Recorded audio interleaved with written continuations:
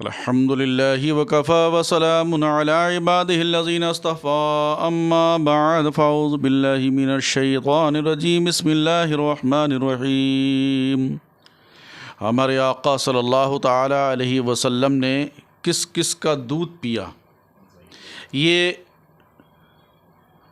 جانکاری اور یہ معلومات ہونا بہت ضروری ہے کہ آقا دو عالم صلی اللہ علیہ وسلم نے کس کس کا دودھ پیا ہے۔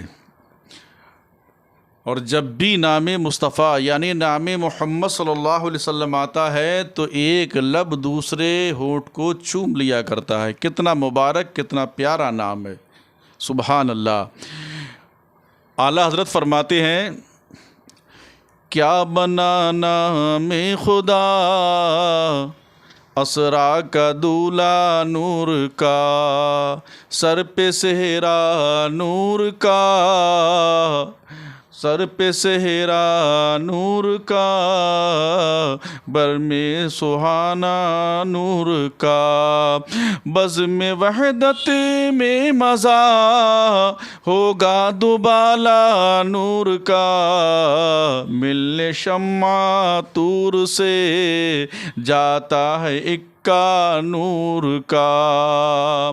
اور فرماتے ہیں کہ وصف رخ میں گاتی ہے حور ترانہ نور کا، وصف رخ میں گاتی ہے حور ترانہ نور کا، قدرتی بینوں میں کیا بجتا ہے لہرا نور کا۔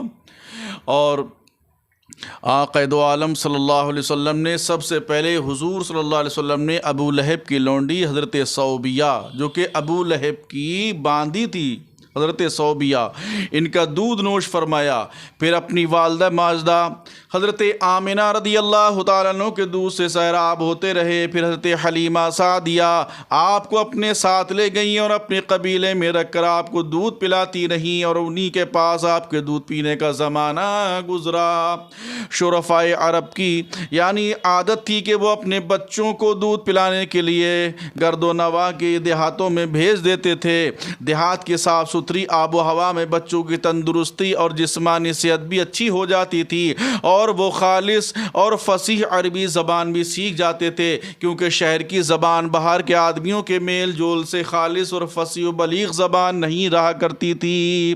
حضرت حلیمہ سعدیہ اپنے گھر پہ لے جا رہی ہیں، کس کو؟ مصطفیٰ جان رحمت صلی اللہ علیہ وسلم کو۔ شب اسرا کے دولہ پہ دائم درود، نو شہ بزم جنت پہ لاکھوں سلام۔ حضرت حلیمہ رضی اللہ تعالی عنہا کا بیان ہے کہ میں بنی سعد کی عورتوں کے ہمراہ دودھ پینے والے بچوں کی تلاش میں مکے کو چلی۔ اس سال عرب میں بہت سخت کال پڑا ہوا تھا۔ میری گود میں ایک بچہ تھا، مگر فقر و فاقہ کی وجہ سے میری چھاتیوں میں اتنا دودھ نہیں تھا جو اس کو کافی ہو سکے۔ رات بھر وہ بچہ بھوک سے تڑپتا، بلکتا اور روتا رہتا تھا، اور ہم اس کی دلجوئی دلداری کی تمام رات بیٹھ کر گزارتے تھے۔ ایک اونٹنی بھی ہمارے پاس تھی، مگر اس کی بھی دودھ نہیں اترتا تھا۔ مکہ مکرمہ کے سفر میں جس خچر پر میں سوار تھی وہ بھی اس قدر لاغر تھا کہ قافلے والوں کے ساتھ نہ چل سکتا تھا۔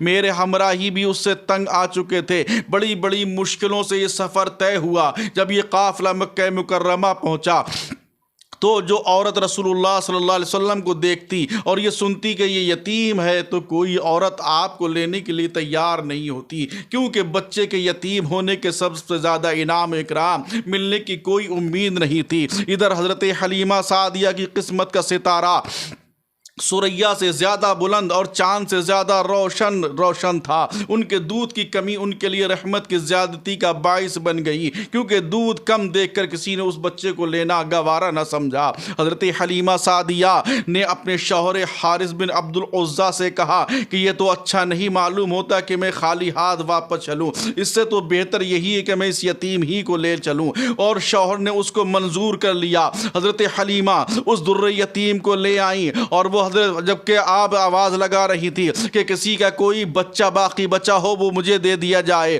حضرت آمنہ خاتون نے اس کی آواز کو سنا. آپ نے اندر کو دروازے پہ سے اندر کو بلایا اور پوچھا کہ تیرا نام کیا ہے؟ کہا میرا نام حلیمہ ہے. کہا کون سے قبیلے سے تعلق رکھتی ہو؟ کہا کہ میں بنو سعد سے رکھتی ہو. حضرت آمنہ فرماتی ہے میں نے سمجھ لیا، ہاں یہی وہ عورت ہے جس کی مجھے بشارت دی گئی ہے کہ تمہارے بچے کو دودھ پلانے والی حضرت حلیمہ سعدیہ ہوگی.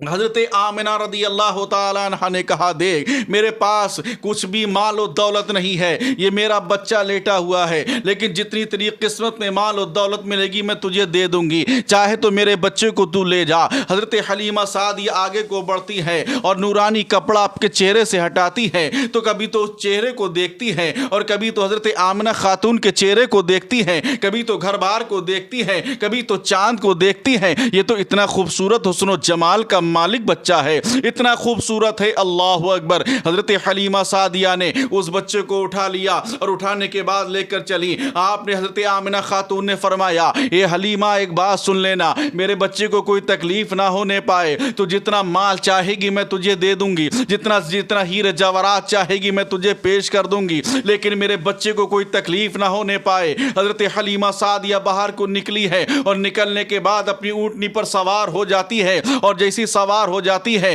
جو ان کے ساتھ میں عورتیں آئی تھی وہ تو سب بچوں کو لے کر چلی جاتی ہے، لیکن حضرت حلیمہ سعدیہ مکے ہی میں رہ جاتی ہے. اونٹنی بھی بڑی کمزور اور لاغر ہے، لیکن جب اس کے اوپر بیٹھتی ہے بیٹھنے کے بعد میں جیسی اونٹنی چلنے والی ہوتی ہے دیکھا تو بہت شدت کی دھوپ ہے، مکے کی تیز گرمی ہے، لیکن جیسی آسمان کی جانب نگاہ اٹھا کر دیکھا ہے تو کیا دیکھا کہ آسمان سے ایک بادل کا ٹکڑا آیا ہے، وہ بادل کی ٹکڑی نے اوپر سایہ کر لیا ہے تاکہ مصطفیٰ جان رحمت کو دھوپ نہ لگنے پائے.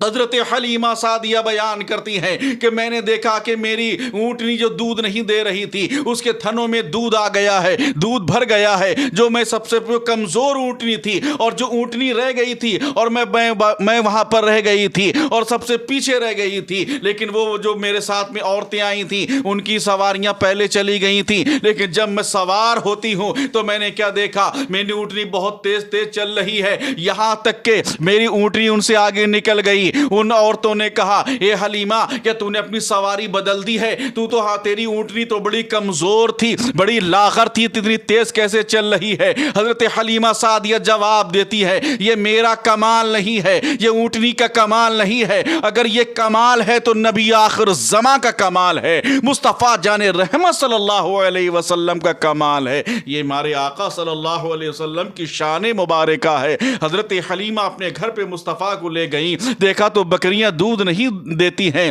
لیکن اب جیسی دیکھا ہے تو بکریاں دودھ بھی دے رہی ہیں، پورے گھر میں روشنی بھی ہو رہی ہے. حضرت حلیمہ سعدیہ اتنی خوش ہیں کہ لگتا ہے کہ اب میں کیا سے کیا کروں، بڑی خوشی نظر آ رہی ہے. یہاں تک کہ پورے گھر میں اگر رات آ رہی ہے تو رات میں چراغ جلانے کی ضرورت نہیں ہے، بلکہ نور مصطفیٰ سے پورا گھر منور ہوتا چلا جا رہا ہے، پورا گھر روشن ہو گیا ہے. یہ نبی آخر زمان صلی اللہ علیہ وسلم کی شان ہے. جو حلیمہ غریب تھی اب وہ حلیمہ امیر ہوتی چلی جا رہی ہے. ظاہر میں تو حلیمہ نے مصطفیٰ کو پالا ہے، لیکن حقیقت میں میرے آقا نے حضرت حلیمہ سعدیہ کو پالا ہے. یہ میرے نبی پاک صلی اللہ علیہ وسلم کا معجزہ پاک ہے اور آقا دو عالم صلی اللہ تعالیٰ علیہ وسلم کی شان مبارکہ ہے کہ آپ صلی اللہ علیہ وسلم نے کن کن عورتوں کا دودھ پیا یہ میں نے آپ کو بتا دیا. اور آقا دو عالم صلی اللہ علیہ وسلم کی ہم اسی لیے یوم پیدائش مناتے ہیں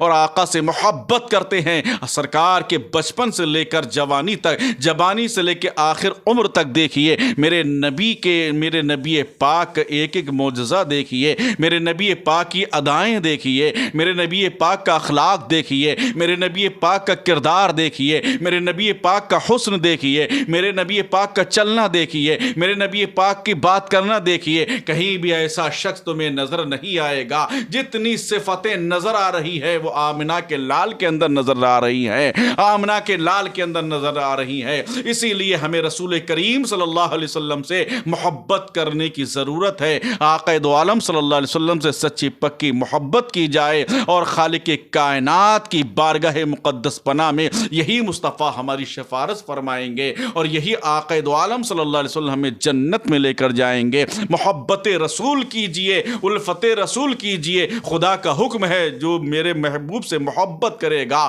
میں اس سے محبت کروں گا، جو میرے رسول کی فرما برداری کرے گا میں اس کی فرما برداری کروں گا، کہ محمد سے وفا تو نے تو ہم تیرے ہیں، یہ جہاں چیز کیا لوح و قلم تیرے ہیں۔